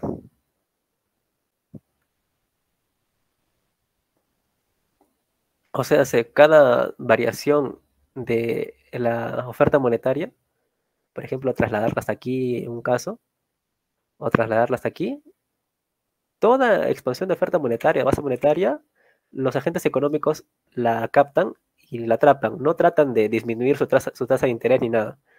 Simplemente la tasa de interés se mantiene constante. Toda la base monetaria que el Banco Central quiera expandir, los agentes económicos lo guardan como circulante, etcétera. No tratan de ver nada más. Simplemente se mantiene la tasa de interés. ¿Por qué? Porque no quieren en realidad más transar con bonos de por sí. No quieren ya hacer las transacciones. Entonces, la tasa de interés simplemente se mantiene como constante. ¿Por qué? Porque no hay una reacción de parte de la demanda de dinero. La demanda de dinero es constante también aquí. Y se tendría también una LM constante. Es decir, la LM es horizontal también en ese sentido. ¿Y qué le ocurre? Pues entonces la política monetaria es ineficaz.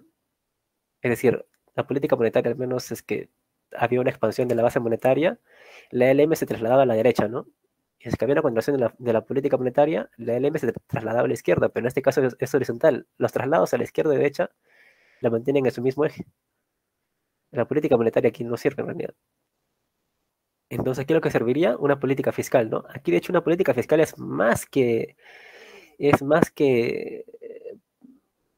a ver, es más que útil, de hecho, porque incluso, al menos en el ejemplo anterior, había un crowding out. Es decir, los efectos en la tasa de interés hacían de que la inversión alterara el producto. Pero en este caso, como la tasa de interés no aumenta ni disminuye, se mantiene estático, el crowding out es nulo. O sea, no hay un retroceso, sino que, por ejemplo, aquí tuviésemos un incremento del gasto de gobierno, etcétera, o cualquier autónomo, si la LM tuviese pendiente, sería así, ¿no? Este es el punto A, este es el punto de equilibrio B, el equilibrio final. Este es el punto A, el equilibrio B. Sin embargo, cuando la tasa de interés es constante, tenemos este caso. Incrementa un autónomo y todo esto incrementa. no hay un retroceso. En el caso anterior, incrementaba hasta aquí y después retrocedía un poco porque aumentó la tasa de interés. Este retroceso es en base a que disminuyó inversión. Pero en cambio, en este caso, la tasa de interés no es un problema.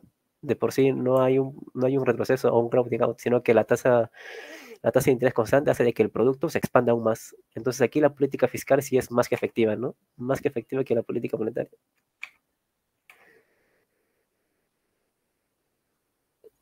Esto sigue S0 y S1. Después, otro caso. Ya, la tasa de interés nominal y real.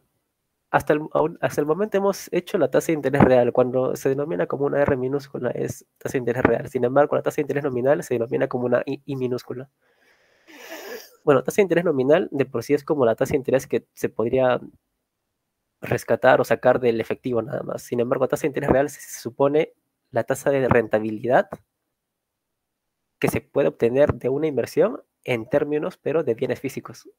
O sea, por ejemplo, si es que el banco me da un préstamo del 5%, no, perdón, o pido prestado, no, o yo doy prestado a un 5%, imaginemos que la tasa de rentabilidad nominal es de 5%, pero de un año a otro puede cambiar los precios de por sí. De hecho, sí van a cambiar, obviamente. Entonces, a mí en realidad, nominalmente sí me pueden darme 5% de rentabilidad, nominalmente, pero realmente de un periodo cero a un periodo uno, de un salto de tiempo, la variación de precios hace de que al final mi poder adquisitivo disminuya.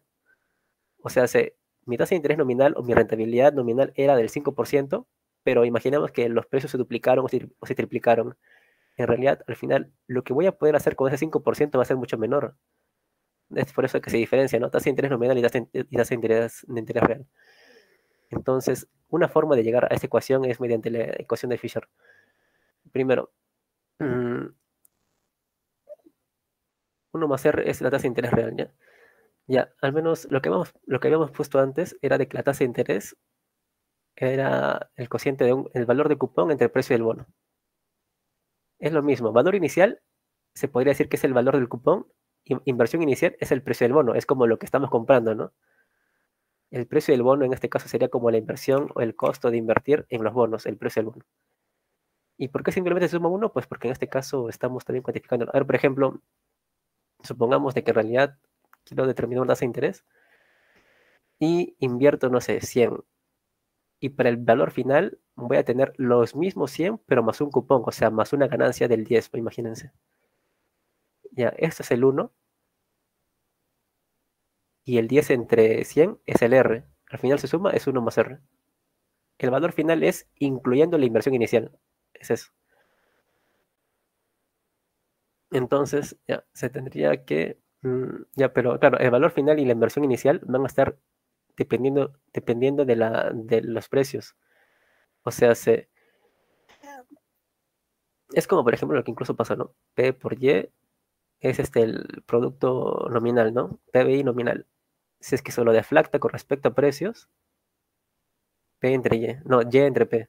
Eso es la producción en términos reales. O sea, esto entre P que diga.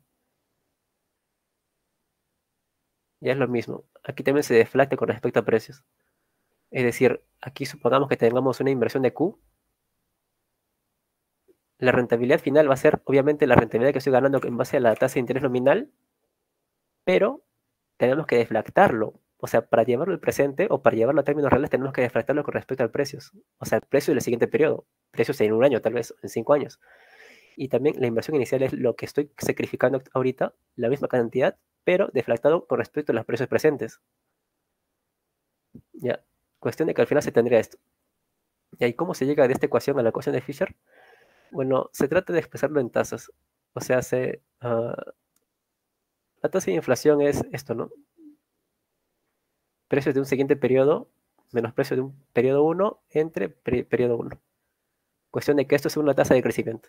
Es decir, cómo creció en términos porcentuales del primer periodo al segundo periodo. Y ahí, ¿cómo hago esto? ¿Cómo llego a la definición de inflación aquí? Bueno, sumando y restando uno más. Restando y sumando uno. Sumando y quitando uno, tendría lo siguiente. Uh, Esto pasa a multiplicar aquí, menos P1 entre P1. Quedaría así, 1 más tasa de interés nominal entre esta cosa que tenemos aquí y más 1. Esto que habíamos dicho, ¿qué cosa es? Inflación. Está claro que en realidad no puedo saber el nivel de precio del siguiente periodo, ¿no? Sino que en realidad yo lo trato de estimar, o sea, sería una inflación esperada en realidad. Es lo que espero que en el futuro va a ser el nivel de precios. Cuestión que quedaría de que, a ver, resumiendo, esto es 1 más R, ¿no? Todo esto es 1 más R. 1 más R, que es lo que se trata de ver, tasa de interés real, 1 más I entre inflación esperada más I. No, más 1. Ya, esto pasa a multiplicar al otro lado.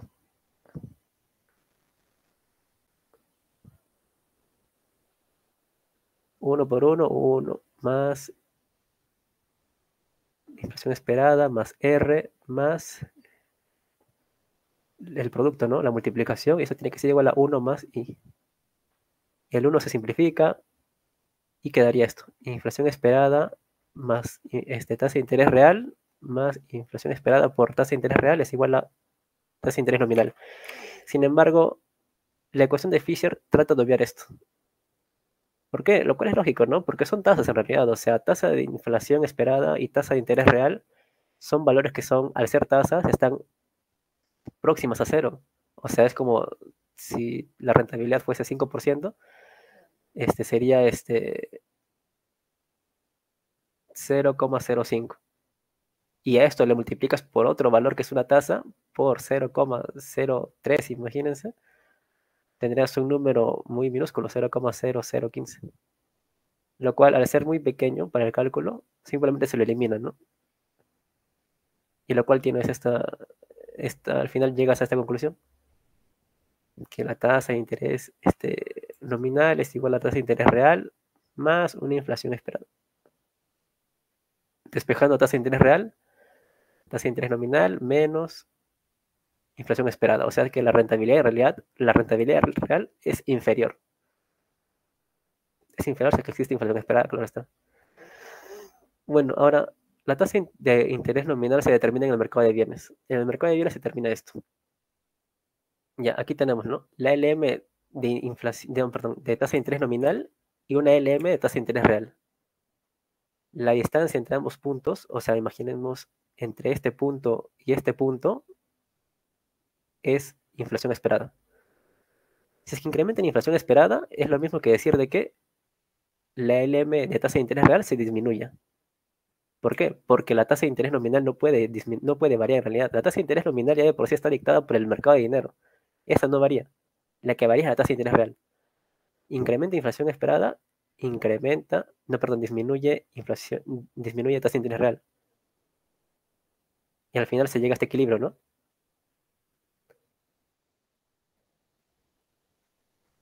Supongamos de que la inflación esperada aumentó. De esto pasó a esto, todo este margen. ¿Qué equilibrio se tiene? A este punto. Este era el equilibrio inicial, este es el equilibrio, no, perdón, este era el equilibrio inicial, este es el equilibrio final. ¿Por qué? Porque en realidad en el modelo ISLM se trata de ver la tasa de interés real, pero la tasa de interés nominal no. O sea, la tasa de interés real en realidad es la que se trata de ver porque después de todo, las decisiones de inversión se toman en base a la tasa de interés real, o sea, los retornos que van a generar en términos de bienes materiales una inversión. La tasa de interés nominal, de hecho, no es tan útil en ese sentido. Un proyecto de inversión se verifica contando la inflación. Entonces, el equilibrio en realidad debería ser entre la tasa de interés real y la curva IS. Esta es la IS inicial y la LM con tasa de interés real era esta. O sea, el equilibrio inicial era este. Y si es que aumenta la tasa de inflación esperada, va a ser de que la tasa de interés real de la LM continúe bajando. Lo cual es hasta lógico, ¿no? Si es que sospecho de que va a haber una inflación en el futuro, entonces mis inversiones en bonos, con una tasa de interés del 8%, imagínense, entonces en términos reales van a disminuir. De ese 8% tal vez quede tan solo 4 o 3%. ¿Por qué? Porque espero que la inflación se coma esa rentabilidad que voy a generar con los bonos. Entonces, ¿qué me conviene? Pues invertir en activos, invertir en vivienda, invertir en maquinaria, etcétera. O sea, invertir en activos físicos. Lo que vendría a ser los componentes de la demanda. Y esa demanda va a estimular la producción, ¿no? Por el lado de la IS. Ya. Después, el dilema de Proust solamente es un dilema de política monetaria. O sea, el Banco Central tiene sus dos instrumentos, ¿no? Tasa de interés y, no, tiene su instrumento que es la base monetaria. Sin embargo, tiene dos objetivos.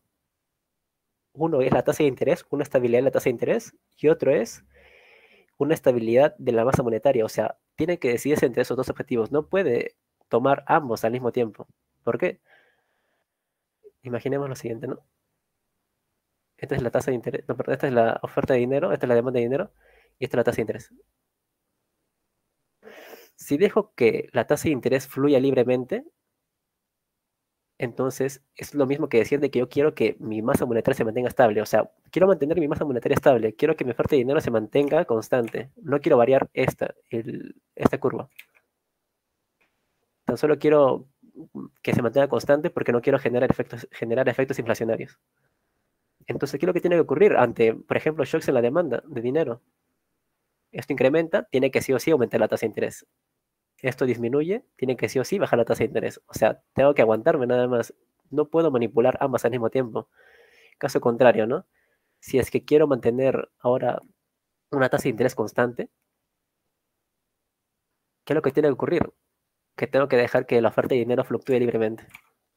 Si quiero mantener la tasa de interés constante, entonces, ante demanda de dinero, imaginemos que se incrementa la demanda de dinero, aquí va a haber un exceso de demanda de dinero y va a tratar de incrementarse la tasa de interés. Sin embargo, lo que tiene que hacer el Banco Central es incrementar la oferta. Incrementa la demanda de dinero, tiene que incrementar la oferta, ¿para qué? Para que al final la tasa de interés se mantenga constante. Es decir, si es que quiero mantener mi tasa de interés fija, tengo que manipular vía emisión monetaria para poder estabilizar la tasa de interés.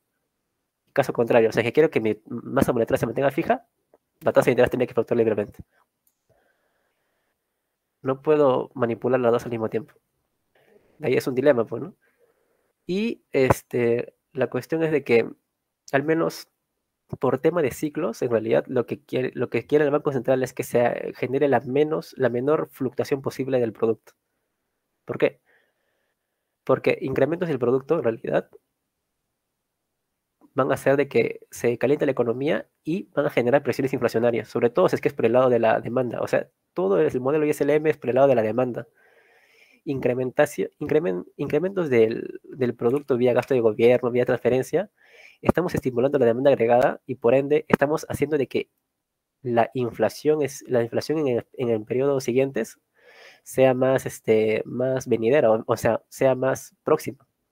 Entonces, precisamente lo que se trata de mantener es una producción, si no constante, pero lo más cercana a ser estable, o sea, que no fluctúe o que no tenga tan altibajos, sino que se trata de que sea parecido a constante. Entonces, se trata de ver, ¿no? Ante shocks, bueno, en este caso, los shocks son solamente como formas de alterar los agregados. Por ejemplo, en este caso es shocks en la LM, o sea, de una u otra forma que incremente la demanda de dinero. Shock positivo es un incremento imprevisto en la demanda de dinero. Incrementa la demanda de dinero, evidentemente la tasa de interés aumenta, ¿no? Precisamente es esto, shock positivo. LM con shock positivo en la demanda de dinero, tasa de interés incrementa. Y se tiene una LM hacia arriba. Aquí, después va el equilibrio aquí. El incremento del producto, no, perdón, cayó el producto. El producto en realidad cayó, pero hay un crowding también, ¿no? La cuestión es de que ahora, por su otra parte, esto era cuando se mantuvo la oferta monetaria constante, fijar MP. O sea, los saldos reales o el Banco Central no trata de alterar la oferta monetaria. Esto se mantuvo constante, cosa que ante un shock positivo en la demanda de dinero, ocurrió esto. Incrementa la demanda de dinero, la tasa de interés aumenta, pero la oferta monetaria se mantuvo constante. Quiero fijar mi oferta monetaria. Entonces dejo que la tasa de interés fluctúe libremente y como incrementó tasa de interés, disminuir el producto vía inversión, ¿no? Incrementa tasa de interés, cae inversión y cae producto. Caso contrario, si es que en un shock de demanda de dinero, o sea, en un shock en la LM se fija la tasa de interés, lo que ocurre es casi parecido al dilema, no, al caso de trampa de liquidez. ¿Por qué? A ver, esta es la oferta monetaria.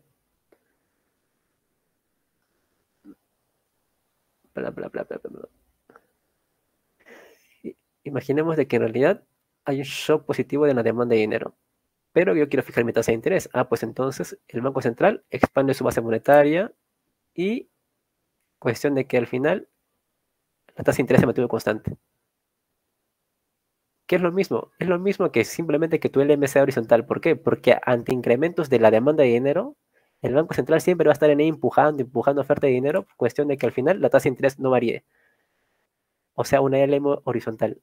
¿Por qué? Porque hace de que la tasa de interés se mantiene constante. En todos estos puntos la tasa de interés es constante. También otra vez, ¿no? Incrementa demanda de dinero, el Banco Central vuelve a emitir dinero para mantener una tasa de interés constante. Vuelve a incrementar demanda de dinero, el Banco Central sigue creando dinero para mantenerla constante. ¿Por qué? Porque quiere que esto se mantenga constante. Pues. Al final, juntamos todos los puntos que tenemos, simplemente una recta. Esa es la LM. O sea, la LM al final simplemente se queda estática. Y claro, ¿no? Entonces, ¿qué es lo que ocurre? Demanda de dinero, incrementa demanda de dinero, no ocurre nada en la producción. Se estabiliza, por así decirlo. Entonces, la conclusión que se llega es que en un shock de demanda de dinero o shocks en la LM, lo mejor es fijar tasa de interés, que precisamente es lo que eso hacen, creo que la mayoría de bancos. Pero caso contrario, ¿no? Ahora creo que lo que ocurre es que por el lado de la IS, o sea, de los agregados de consumo, inversión, gasto, aquí también pongo un shock positivo. Este es el shock. Shock. Es lo mismo, por ejemplo, que incremente cualquier autónomo. La IS se desplaza hacia la derecha, incrementa producción, etcétera. Bueno, si es que se trata de fijar saldos reales, entonces la tasa de interés va a fluctuar libremente. Por lo cual, si bien es cierto que el incremento del producto varía, o sea, se incrementa, pero después por un efecto de crowding out va a ser de que la tasa de interés, como se aumenta, va a disminuir un poco la producción, lo cual lo hace más estable. Es decir, si bien es cierto que varió, pero no varió tanto como se quisiera, lo cual es más estable o es lo que busca el Banco Central, que el producto varíe lo menos posible. Caso contrario, ¿no? Así que se trata de fijar la tasa de interés, o sea, tenemos otra vez la LM horizontal, aquí incrementos o shocks en la IS sí afectan mucho más. Aquí la producción varía, incluso se puede ver gráficamente, varía más que cuando se fijan los saldos reales. Entonces aquí sí obviamente es mejor fijar saldos reales. ¿Para qué? Para hacer que los ciclos sean menos fluctuantes. Ya después, efecto PQ, efecto riqueza. A este caso simplemente al consumo se lo hace depender también de la riqueza financiera. Es lo que vendría a ser, por ejemplo, también una alusión monetaria. O sea, cuando incrementa mi riqueza en dinero, o ya se hace, por ejemplo, de que mi capacidad adquisitiva aumenta. ¿Por qué? Porque disminuyó precios, o sea, disminuye esto, imaginemos. Uno se siente más rico, ¿no? Es como que uno tiene mayor ingreso disponible, se podría decir. Lo que vendría a ser de que incremente también el consumo. Es decir, esto está en relación positiva a esto. Es decir, el consumo ahora también depende de la riqueza financiera. Incrementa ya sea masa monetaria o bonos las familias se sienten más ricas y por ende consumen más. Sin embargo, en Gregorio al menos dice de que no es tan alto este efecto, es del apenas 2% creo que, o menos incluso. O sea, es como tiene su crítica, pero sí es como que es algo que sí sucedió. Es un caso nada más. Eh, entonces, ¿qué se tendría, no? Por ejemplo, de que si es que aumentamos oferta de dinero, oferta de dinero aumenta, tasa de interés cae, la LM se desplaza a la derecha con una menor tasa de interés. y se incrementa la producción hasta ese punto. Sin embargo, ¿qué es lo que obtuvimos? Incrementamos oferta monetaria. Es decir, incrementamos riqueza financiera de las familias. O sea que la IS se mueve una vez más. O sea, este efecto Pigou lo que hace en realidad es como que los efectos de una política monetaria normal hacen que se expanda todavía. Este en realidad debería ser el equilibrio inicial. O sea, el equilibrio parcial de este modelo, sin efecto Pigou. Pero el efecto Pigou hace de que precisamente incremente todavía la producción debido al efecto riqueza. ¿Por qué? Porque las familias consumen de más en base a que tienen mayor riqueza financiera. Entonces el equilibrio se encuentra aquí en el punto D, con una mayor tasa de interés un poco más alta, pero con una producción superior. Un caso, por ejemplo, que planteó León en un examen fue el siguiente, que, que combinó efecto Pigou con dilema de Boole. Bien, se pasó de lacra León y ¿cómo era? Uh, creo que era, o sea, un efecto en cualquier autónomo de la IS, pero se trata de mantener la tasa de interés constante. O sea, dilema de Poole, el Banco Central tiene que mantener la tasa de interés constante. Entonces, la oferta de dinero tiene que variar.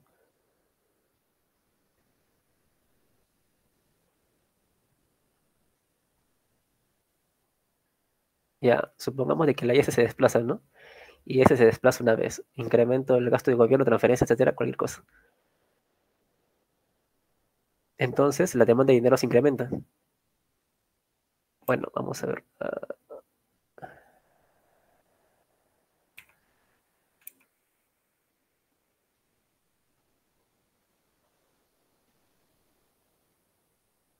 Leo se caracteriza solamente por preguntar cosas un poco peculiares.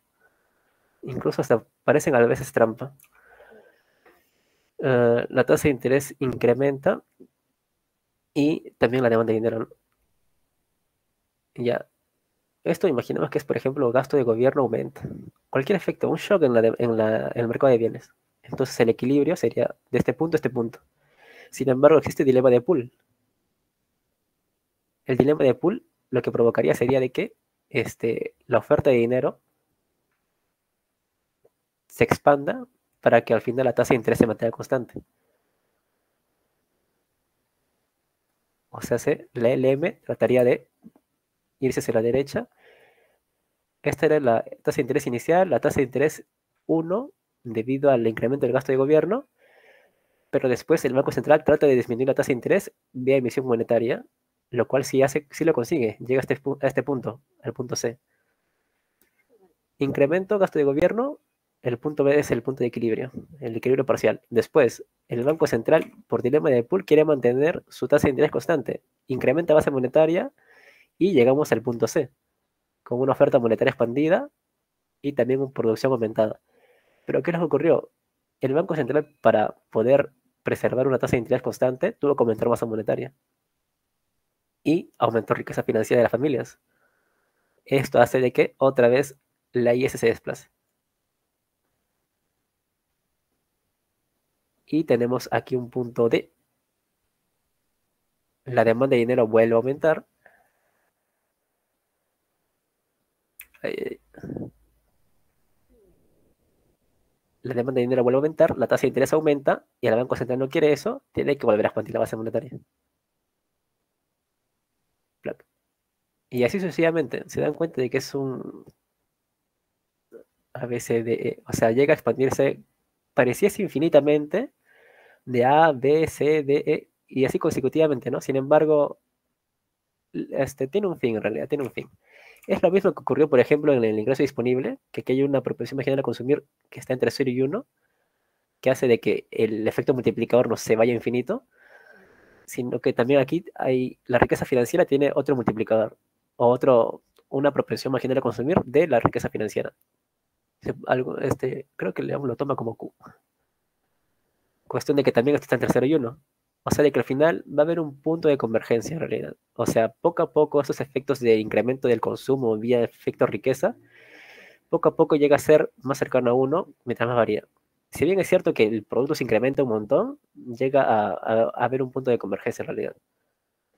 Mm, ya no hay nada más. Preguntas, no sé. ¿Dónde está Estefanía? Estefanía. Dime. No cumplí con las 2 horas, no importa, ¿no? No, está bien, más bien, muchas gracias, Jorge. Está muy chévere la clase. Hay algunos conceptos que sí, no, es la primera vez que escucho. Sí. ¿Quién llevó con Sánchez? ¿Alguien aquí llevó con Sánchez? A mi amigo, en realidad, ya que Gerson lo basurió por no saber esto. O sea, la diferencia entre tasa de interés nominal y real. A la mía. Eso sí nos explicó también un poco Eloy. Sí, es un solo hasta inflación esperada, eso. Ya de ahí no, Ujú. no me acuerdo. Bueno. Este, no, muchas gracias, Jorge, en serio, por tu clase. Estaba muy chévere. Ya que estoy Igual, malo. Estoy con voz ronca encima. igual Dime. ya sabes, todo el canal de YouTube se va a subir. ¿Sí? ¿O verdad? Sebastián mañana qué hace? ¿Sabes su temario? Sí, ay, déjame ver un momento. Haciéndole promoción a Sebastián, que mañana da su clase de oferta agregada.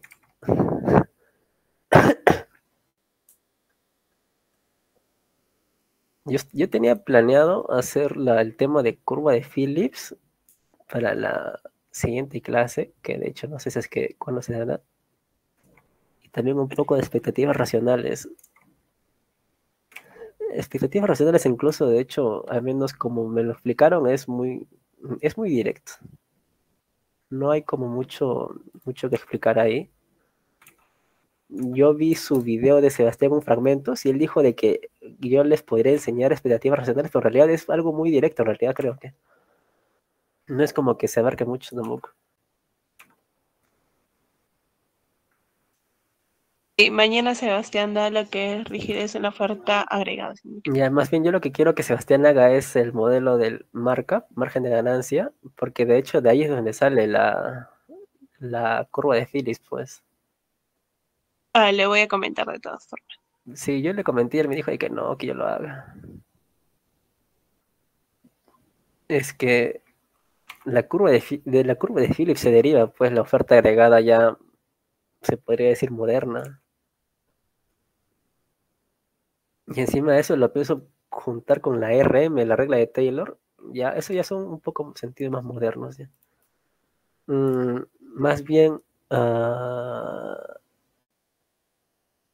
sí, o sea, creo que en realidad no hay muchos temas, de hecho, para hacer después.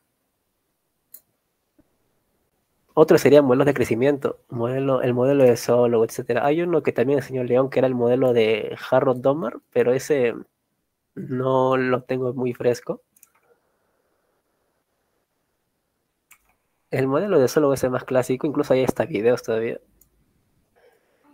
Y también hasta incluso por ahí algunos profesores hacen creo que su clase o sus ecuaciones diferenciales. Ah, no, ustedes aún no ven ecuaciones diferenciales, ¿no?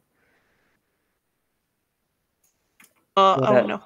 por ahí, ajá, en ecuaciones diferenciales seguramente van a ver un problemita de solo con matemática. Ya, más bien, a ver, algún tema que todavía falta tocar aquí. Creo que...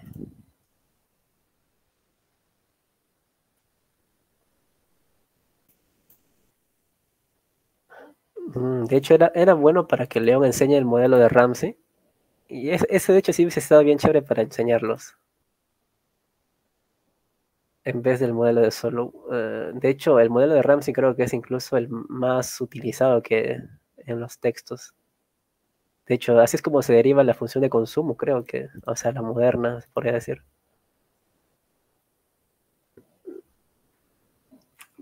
Oye, por cierto, algunos llevaron, o sea, su teoría económica, eso leyeron el libro de Sociedad Sigma, etcétera. Estefanía, ¿tú leíste? Sí, nos mandó a leer Cisneros. Ya, sí, sí se habrán dado cuenta que el modelo keynesiano es de puros supuestos ad hoc, se le llama, ¿no? O sea, no es como que estuviesen microfundamentados. En las últimas clases de León, de Macro 2, él hizo unas microfundamentaciones de los modelos. Y es por eso también, de hecho, el modelo de Ramsey es una microfundamentación del consumo. O sea, León, digo, Keynes simplemente se sacó de la manga esta función, de hecho. O sea, no se sacó de la manga, ¿no? O sea, él más bien sería el que Higgs se sacó de la manga. Higgs es el que dio todo el marco matemático de este modelo, lo cual es muy simple, de hecho, no considera muchas cosas en estas ecuaciones. Incluso ni siquiera está microfundamentado. Ramsey sí es el que le da un microfundamento a esto, creo yo. O sea, vi incluso algunas ecuaciones y es como que puede poner el ahorro en función de la producción, o bueno, en función de un ingreso, pero para n periodos, o sea, es incluso hasta dinámico, lo cual incluso al ser hallada mediante una optimización dinámica, se llega a una microfundamentación, ¿no? Porque al fin y al cabo tratas de hacer la lógica del consumidor, que es optimizar sus recursos, se podría decir. Y también lo mismo para la inversión. Para la inversión también hay microeconomía, de hecho también hay una microfundamentación. Incluso aquí te ya consideran la depreciación, etcétera. Había también otro modelo, pero que no me recordé muy bien, así que también no quería enseñarlo, que era el acelerador. El acelerador de la inversión y la preproducción, etcétera. Son cositas ya.